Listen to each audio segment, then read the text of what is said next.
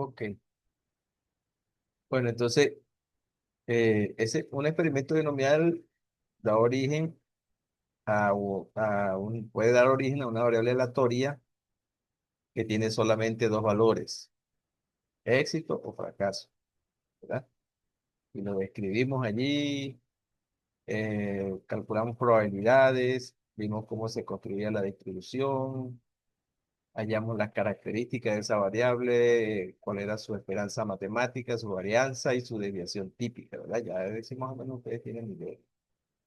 En la teoría se dice que la esperanza matemática de una variable binomial es n por p y la varianza n por p por q. Y la desviación, la raíz cuadrada de la varianza, es decir, la raíz cuadrada de n por p por q. Pero esa variable que tiene solo dos valores, es una variable dicotómica, ¿verdad? Solo dos valores, éxito y fracaso. Indistintamente de lo que hayamos llamado éxito y de lo que hayamos llamado fracaso. Por ejemplo, del martes teníamos que el experimento consistía en contestar una prueba que tenía 5 preguntas. Y cada pregunta a su vez tenía 5 posibilidades de respuesta, de las cuales solo una era correcta. ¿No? ¿Recuerdan? Sí, Ok, entonces cada vez que el estudiante respondía una pregunta, podía hacerlo correctamente o incorrectamente. Entonces, sí, en ese momento definimos que éxito era pregunta respondida correcta y fracaso era pregunta respondida incorrectamente. ¿Ok? En todo caso, eran solo dos valores, correcta e incorrecta. Y esos dos valores los puedo llamar éxito y fracaso, los puedo llamar 0 y 1, por ejemplo. Pero por tratarse de una variable que tiene solo dos valores, pues es una variable eh, binomial dicotómica, ¿verdad?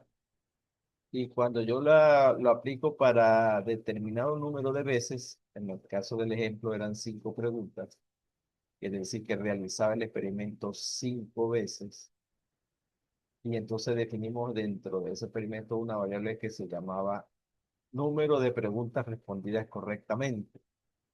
Y ese número de preguntas respondidas correctamente iban desde 0 hasta 5. Entonces asumía valores, la variable aleatoria asumía valores 0, 1, 2, 3, 4 y 5. Entonces, esos valores, tenidos a partir de un experimento binomial, son valores discretos. ¿Se acuerdan de las variables discretas? ¿Se acuerdan que dentro de los tipos de las variables habían variables que cuando eran cuantitativas podían ser de tipo discreto o de tipo continuo, ¿no? Entonces, las variables cuantitativas podían ser de escala, razón o intervalo y de tipo discreto o continuo. Entonces, esa variable que llamamos número de respuestas respondidas correctamente, que podían ser 0, 1, 2, 3, 4, 5, pues es justamente una variable discreta. Una variable discreta. ¿Ok? Y una variable discreta, ustedes se acuerdan que asume valores, un número de valores finitos y entre dos valores sucesivos de ella no se puede colocar un tercero. Por ejemplo, entre el número de respuestas 2 correctas, 2 y 3 no hay un tercer valor, no hay un valor que pueda colocar entre 2 y 3 y que diga, habían 2,5 respuestas correctas. Eso no existe, ¿verdad? ¿Por qué? Porque es una variable de tipo discreto. Asume valores puntuales, exactos, 0, 1, 2, 3, 4 y 5. Bueno, esas variables de tipo discreto, uno puede construir distribuciones como la distribución binomial que realizamos. Y hemos podido calcular probabilidades utilizando la distribución binomial. Pero hay variables existen muchas variables que no son discretas, son de tipo continuo. Por ejemplo, cuando uno realiza un experimento en el que tenga que medir el tiempo, ¿no? Tiempo, ustedes saben, se mide en horas, minutos, segundos y fracciones de segundo, ¿verdad? Décimas, centésimas, milésimas de segundo. Entonces se puede fraccionar tanto como uno quiera. Por lo tanto, esa es una variable que se considera continua, no es una variable discreta. Eh, el valor de las calificaciones también, aunque uno coloca calificaciones redondeadas 1, 2, 3, 4, 5, 6, hasta 20, eh, eso no significa que sea una variable discreta, porque las calificaciones también se pueden fraccionar tanto como uno quiera, ¿no? Las calificaciones se pueden fraccionar, por ejemplo, 10.5, 10.3, 10.75, 15.1, etcétera, ¿verdad? Entonces, en calificaciones es una variable que también es continua, porque si yo tomo dos valores cualquiera, en medio de esos dos valores siempre es posible colocar uno, dos o muchos valores, muchos valores. Entonces, esas son variables continuas. También tenemos el caso, por ejemplo, cuando se mide la estatura de los estudiantes. La estatura también es una variable continua, porque es una medida de longitud. Y las medidas de longitud, todas son continuas, porque yo las puedo medir en, imagínense, en fracciones de milímetros, en centímetros, en decímetros, en metros, en decámetros, hectómetros, en fin, en kilómetros. La puedo fraccionar tanto como quiera. Y ese fraccionamiento es precisamente porque se trata de una variable de tipo continuo. Se puede fraccionar tanto como uno quiera. Entonces, las medidas de peso también, por ejemplo, peso en kilogramos, los individuos, los estudiantes.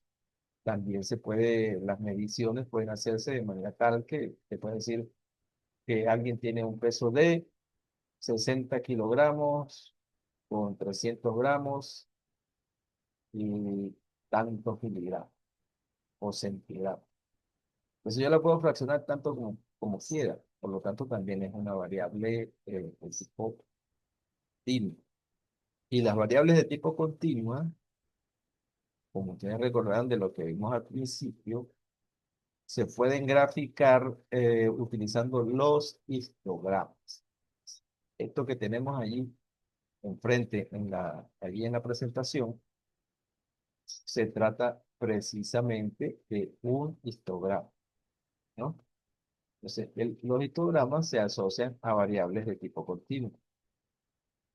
Y en los histogramas las barras van todas pegaditas, así como están aquí, precisamente porque se trata de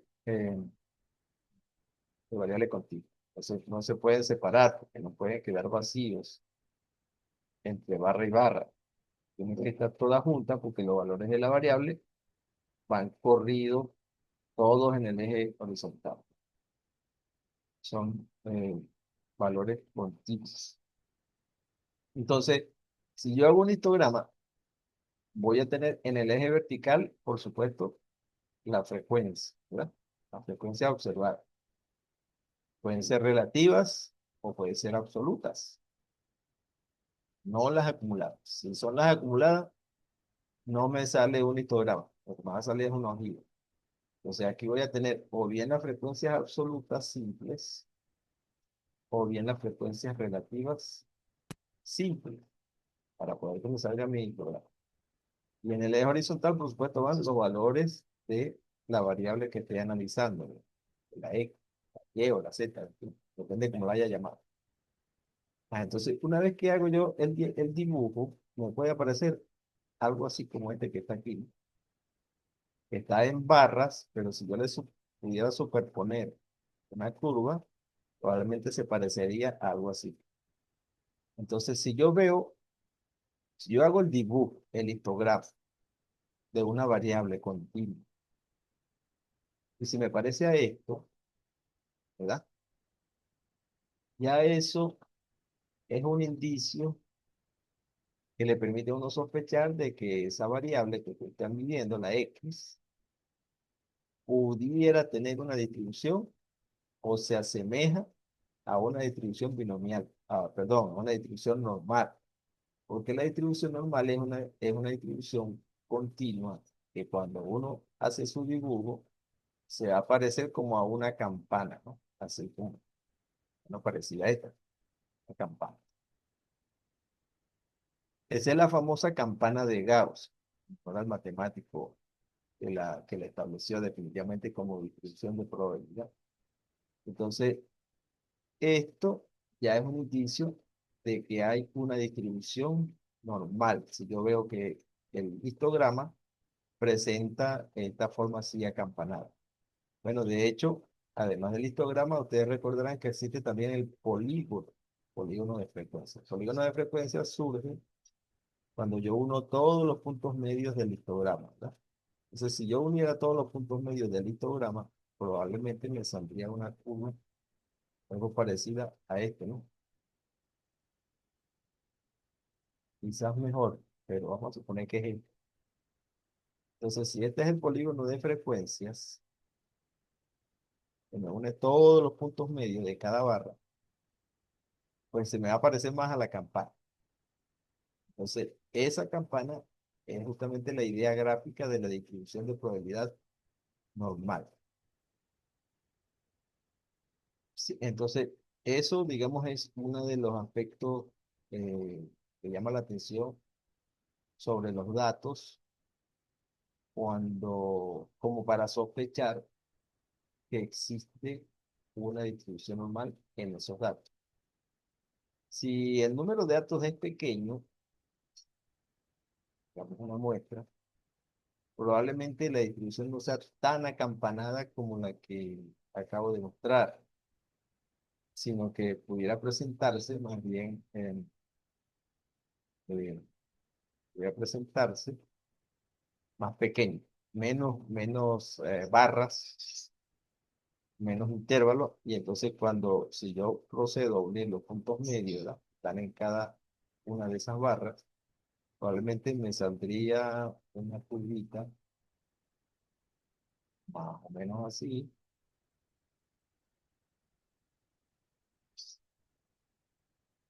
Tendría que devolverse un poquito así. Bueno, así más o menos. Entonces, no es exactamente como una campana, pero se parece, ¿verdad? Se parece mucho a la campana del Gauss.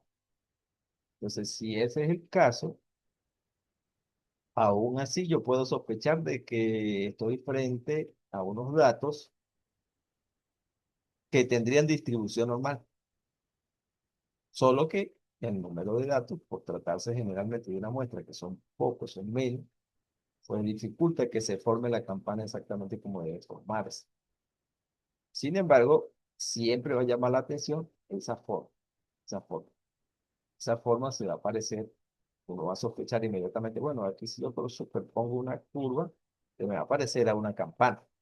Entonces, eso es un indicio de que estoy frente a unos datos normales.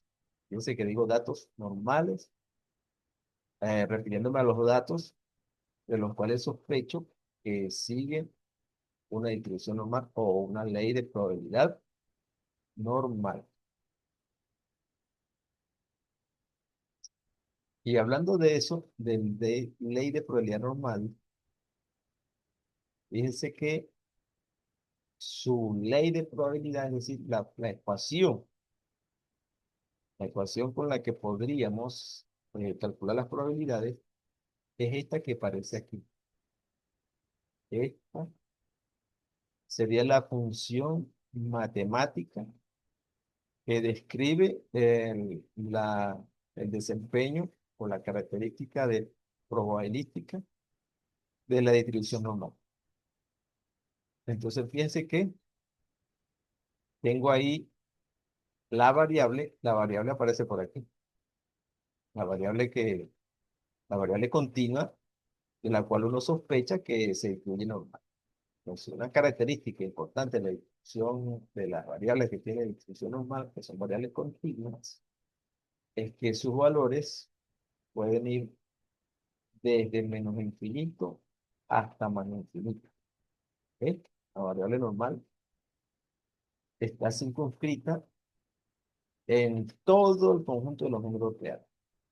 ¿Ok? La variable normal. Entonces son los valores en cualquier parte del conjunto de los números reales. Entonces, esa es una de las características. Vemos la presencia de la variable. Vemos otra característica aquí en esta función de probabilidad, que es el valor E. Tiene G, es el valor de Euler o la base de Neper, perdón, o la base de los logaritmos neperianos. ¿Se acuerdan? Me decía, este es el valor de 2,71828. Ese es el valor, digamos, que correspondería a sustituir aquí si yo fuese a calcular probabilidad. La X es la variable. Esta mu que está aquí es la esperanza matemática de esta variable normal que tengo aquí. ¿Ok? Entonces aquí tengo esa mu que la hemos estado manejando así en las definiciones de variable aleatoria. Bueno, esa es una esperanza matemática. ¿Esperanza matemática de qué?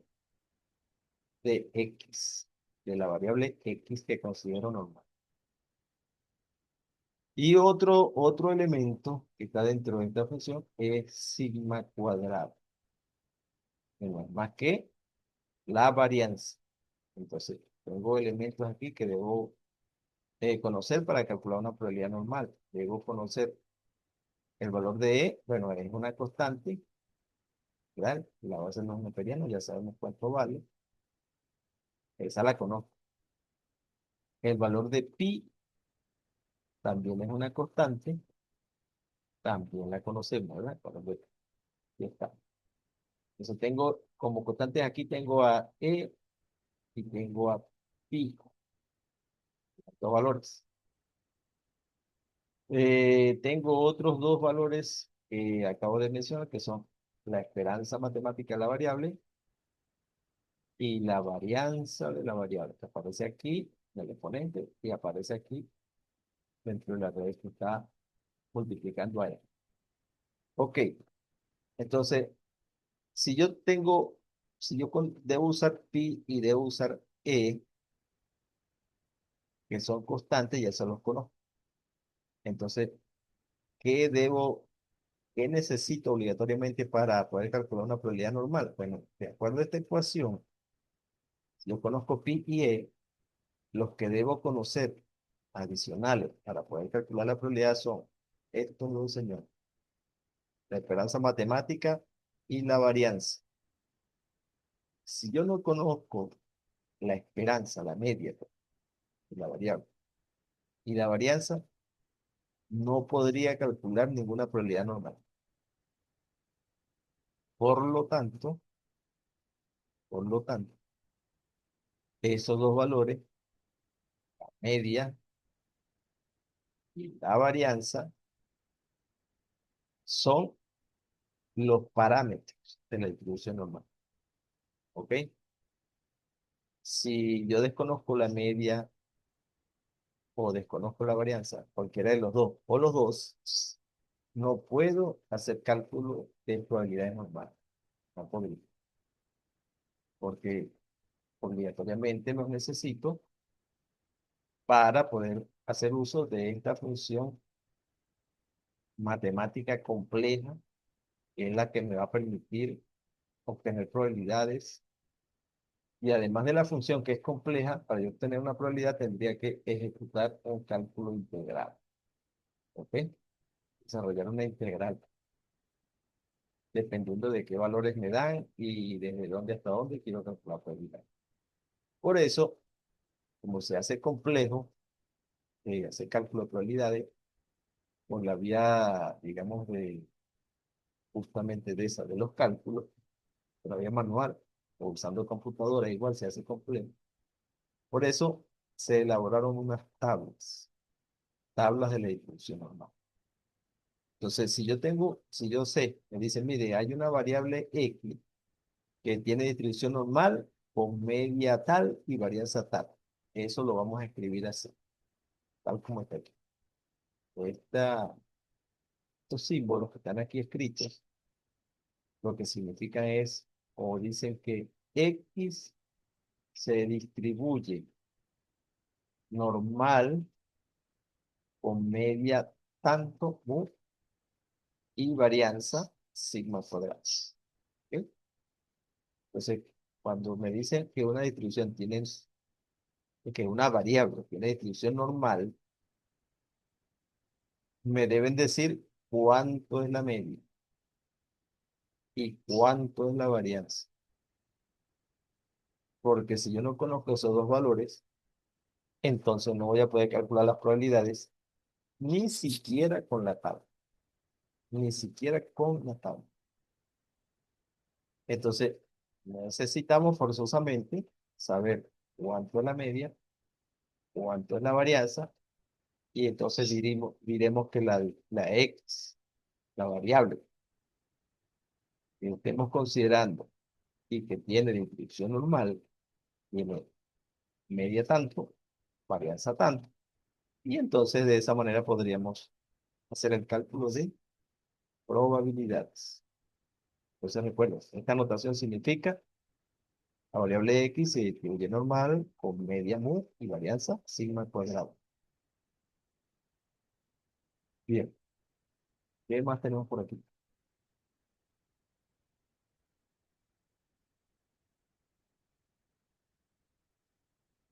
Es importante también saber las características, además de los parámetros, las características que definimos como media y varianza. También la desviación típica. Acuérdense que la desviación típica es la raíz cuadrada de la varianza. Otras características que debemos observar en la distribución normal, que gráficamente es la campana de Gauss, así como la estamos viendo allí, tiene una característica importantísima, que es la simetría. La distribución normal, como distribución de probabilidad, es una distribución simétrica. Acuérdense, simétrica. ¿Qué significa simétrica? ¿Y simétrica con respecto a qué? Bueno, simétrica con respecto a la media. Eso significa que la media está precisamente en el centro de la distribución. ¿Ok? Donde van los valores de la variable en el eje horizontal, la media ocupa el valor central. ¿Ok? Y ese valor central es el que determina la simetría de la distribución. Es decir, a través de la media, yo digo, la distribución normal es simétrica con respecto a la media, y como yo sé o sabemos que una distribución de probabilidad toda en conjunto debe sumar uno, ¿se acuerdan? Todas las probabilidades de una variable aleatoria, cuando yo las sume todas, deben ser igual a uno. Bueno, eso aquí en la distribución normal se expresa como que toda el área que está por debajo de la curva, aquí, en el caso de la distribución es continua, todo el área que está involucrada en la curva es lo que me va a representar las probabilidades. ¿Ok? Si todo el área que está por debajo de la curva, vamos a rayarle toda esa área, toda esa área,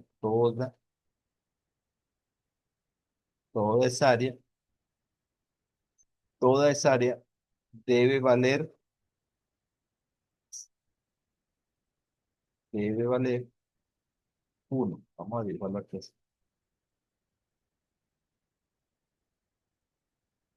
Todo el área bajo la curva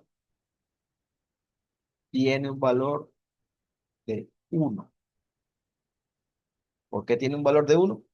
Porque las áreas que están por debajo de la curva normal me representan las probabilidades. Y si yo sumo todas las probabilidades, me deben dar como resultado 1. ¿Ok? Entonces, ahí la simetría tiene un significado particularmente importante. Porque si toda el área que está por debajo de la curva, todita, ¿verdad? Sumada, es 1, entonces acabamos de decir que esta curva es simétrica con respecto a la media, ¿no? Bueno, si eso es simétrico con respecto a la media, entonces es obvio que el área que está por la derecha de la media vale 0,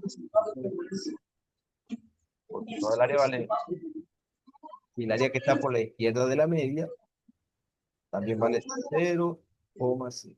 Entonces, esto es importante que lo recuerden porque lo vamos a utilizar mucho.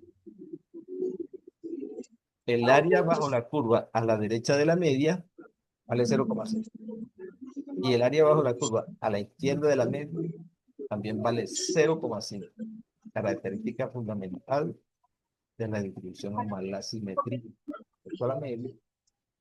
Y si todo el área por debajo de la curva vale 1, y como es simétrica, entonces por la derecha de la media hay un área de 0,5 y por la izquierda de la media hay un área de 0,5 en total. ¿Ok? Muy bien. Eso como características importantes de la distribución normal. ¿Qué más tenemos que ver aquí? Ah, también tenemos que ver que una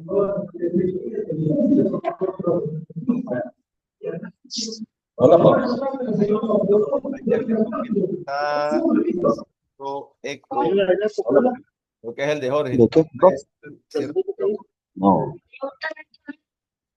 Por favor. ¿Ah?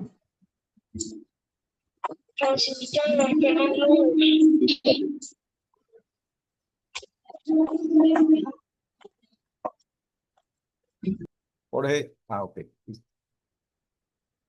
Ajá, perfecto.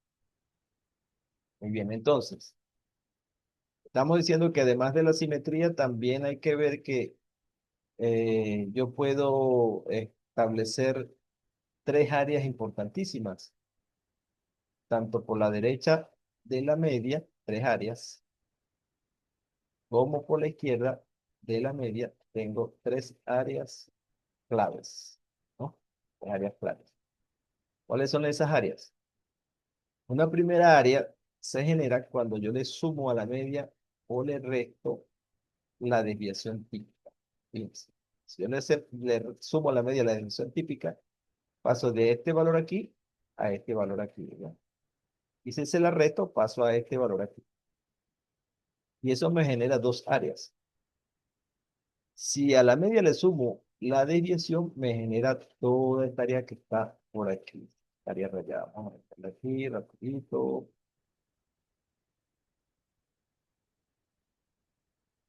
Está. Entonces, ¿esta área qué es?